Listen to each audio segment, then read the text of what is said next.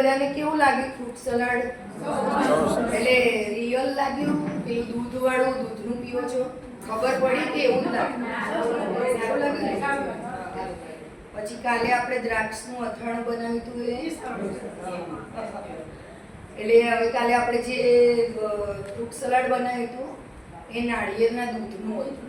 તો તમે એક શ્રીફળ હોય ને એમાંથી 1 લીટર દૂધ બનાવી શકો.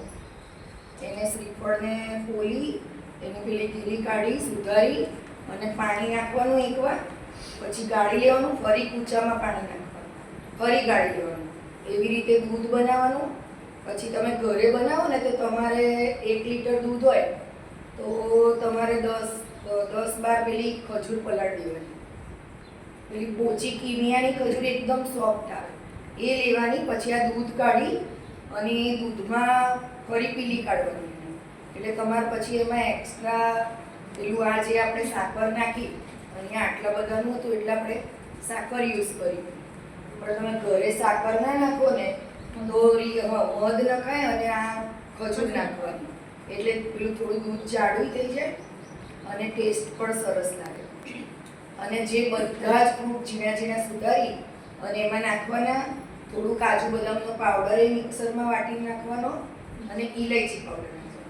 આવી રીતે ફ્રૂટ સલાડ. અને આ ફ્રૂટ સલાડ 2 દિવસ ફ્રીજમાં મૂકો તો એને કંઈ થતું નથી. 2 દિવસ સુધી તમે પી શકો છો. ફ્રોઝન કરો તો મહિનો પડે. અને પછી તમારે બીજું ગ્રીન ચટણી.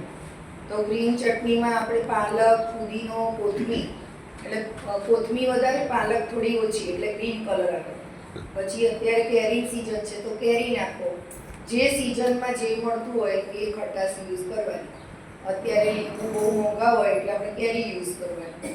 એટલે લીંબુ નાખો અથવા કેરી, થોડે સિંગદાણા નાખવાના અને મીઠું. અને તમારે ખાટી મીઠી કરવી હોય તો ગોળ નાખવાનો, લીલા મરચાં, આદુ. આવી રીતે ગ્રીન ચટણી બનાવવાની. અને ફુદીનો નાખવાનો, કોથમીર, ફુદીનો, પાલક, મીઠો લીમડો. લસણ ખાવું હોય તો નાખવાનું. આપણે ઘરે બધું નાખી શકીએ.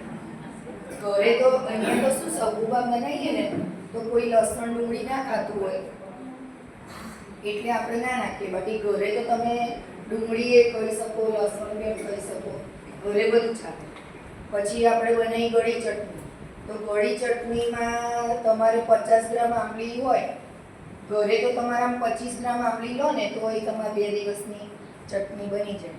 તો જો 25 ગ્રામ આંબલી લો ને તો સામે 50 ગ્રામ ખજૂર લેવાનું અને તો તમારે ગોળ જરાક જ વાપરવો પડે. એ બધું તમારે 3-4 કલાક પહેલાં પાણીમાં પલાળી દેવાનું. પછી મસળીને મિક્સરમાં ક્રશ કરવાનું. પછી એમાં તમે ધાણા જીરું, મીઠું, જીરું અને સહેજ લાલ મરચું નાખવાનું. એટલે એ રીતે ગળી ચટણી બને. અને સલાડમાં કશું જ નાખવાનું નહીં. સલાડ તો તમે જે મિક્સ કરવું હોય કે કોબી નાખી શકો, ટામેટા, બીટ, ગાજર, દૂધી. આપણે રોજે દૂધી હોય છે સલાડમાં. પછી ફણગાયેલા મગ, ફણગાયેલું કઠોળ ડેલી આપણે 1 મુઠ્ઠી ખાવાનું. આપણી 1 મુઠ્ઠી રોજે જ ખાવાનું એટલે સલાડમાં નાખવાનું. તો એમાં તમે ચણા, મેથી, પછી મઠ, તલ બધું જ ફણગાઈ શકે. પછી એક રાજેશભાઈ જોડે પણ રચકો મળે છે. એ રચકો લઈને એ પણ ફણગાવો ને એ પણ બહુ જ શરીર માટે સારું. એટલે એ રચકો પણ ફણગાઈને ખાઈ શકાય. પછી આપણે દ્રાક્ષનું અથાણું બનાવ્યું કાલે. તો દ્રાક્ષના અથાણામાં આપણે તલ, ટોપરું, સિંગદાણાનો ભૂકો અને અથાણાનો મસાલો અને ગોળ નાખ્યો, વલિયારી. આ કાલની રેસીપી પતી ગઈ ને, કાલની રહ્યું નહીં ને. હવે આજે આપણે બનાવ્યું છે દ્રાક્ષનું અથાણું. દ્રાક્ષ, સિંગદાણા, કેરી અને કાજુનું અથાણું બનાવ્યું છે. એમાં મીઠું, મરચું, હળદર, હિંગ, ગોળ અને વરિયાળી, જીરું એવું નાખેલું છે. અને ચટણીને તો જે રૂટીન બનાવીએ છીએ રોજે એ જ છે. જય હિન્દ.